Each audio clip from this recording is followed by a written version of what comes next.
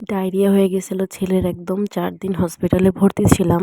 তো শেষমেশ রিলিজ দেওয়ার পরে বাসায় যাচ্ছি। এই অবস্থায় তো অবশ্যই কোনো ভিডিও শ্যুট করার মতো মুভমেন্ট থাকে না কোনো মায়েরই।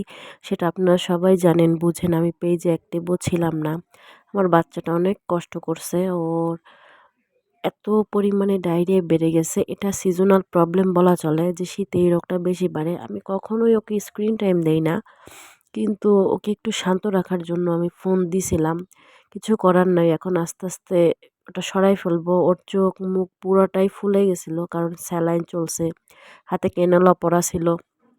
সব মিলে আমার বাচ্চাটা অনেক কষ্ট করছে। আমরা তো করছি সেটা তো ঠিকই আছে। তো অনেকদিন পর, যেহেতু অনেকদিন বলতে ৩ দিন ছিলাম আমরা ওখানে। আমাদেরকে ট্রান্সফার করার পর ৩ দিন হসপিটালেই ছিলাম। এখন চলে যাচ্ছি। সেই ভিডিও ক্লিপই অল্প করেছি। তেমন একটা ভিডিও করতে পারি নাই। যেহেতু আমি রেগুলার ভিডিও আপলোড করতাম, এখন আমার টাইম হয় না, এইজন্য আমি দিতে পারিনি। বুঝেনই তো মনের অবস্থা, শারীরিক অবস্থা সব দিক দিয়ে আমরা উইক হয়ে গেছি। আমাদের ১ম সন্তান, এত বড় ধাক্কা আমরা কখনো খাই নাই।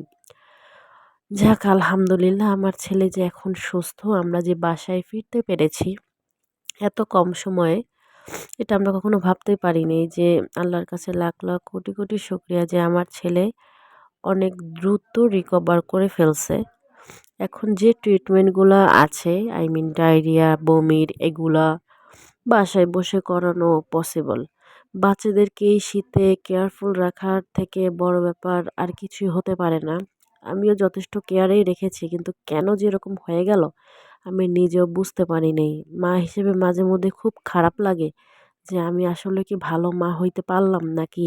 বাচ্চাটা অনেক কষ্ট করছে, অনেক কষ্ট পাইছি, যেটা আমি নিজের চোখে দেখতেই অনেক কষ্ট হয়ে গেছে।